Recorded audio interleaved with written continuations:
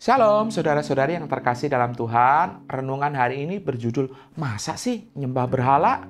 Bahan bacaan kita terambil dari Kitab Kejadian pasal 35 sampai pasal 37. Kita telah sampai pada momen penting lainnya dalam kehidupan Yakub bersama Tuhan.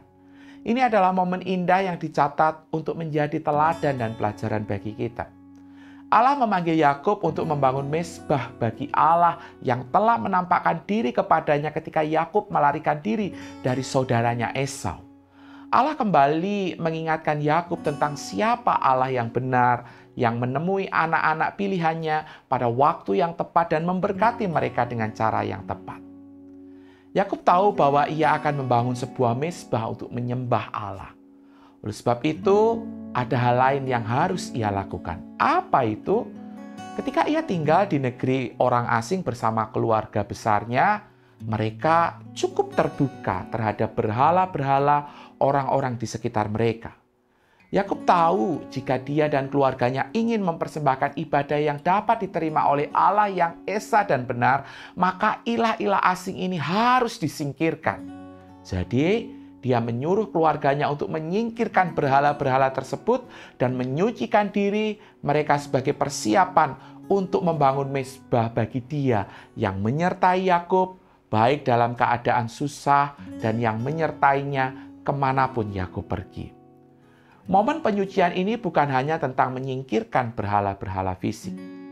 Kehadiran berhala-berhala fisik dalam keluarga Yakub adalah gambaran dari apa yang ada di dalam hati mereka.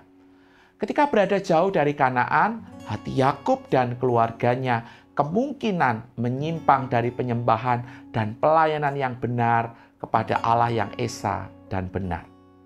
Alkitab mengingatkan kita bahwa kisah ini telah dipelihara bagi kita karena pada dasarnya Yakub itu sama seperti kita.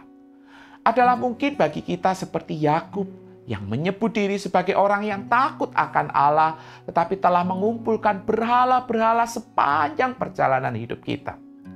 Berhala-berhala adalah apapun yang untuk sesaat, satu musim, atau seumur hidup yang pegang kendali atas hati kita, yang seharusnya hanya dimiliki oleh Tuhan. Apapun yang mengendalikan pikiran, keinginan, pilihan, dan tindakan yang kepadanya kita cintai dan andalkan, itulah berhala kita.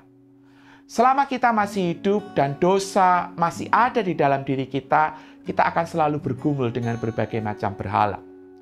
Tuhan menemui kita bukan dengan penghukuman, tetapi dengan menginsafkan dan memberdayakan kasih karunia, sehingga Ia dapat memurnikan kita kembali untuk melayani dan hanya kepada Dia saja. Penting bagi kita untuk senantiasa dengan rendah hati memeriksa hati kita, membersihkannya dari berbagai macam berhala yang telah mencengkeram hati kita. Supaya apa? Supaya kita dapat menyerahkan diri, menyembah dan melayani Allah saja. Amin.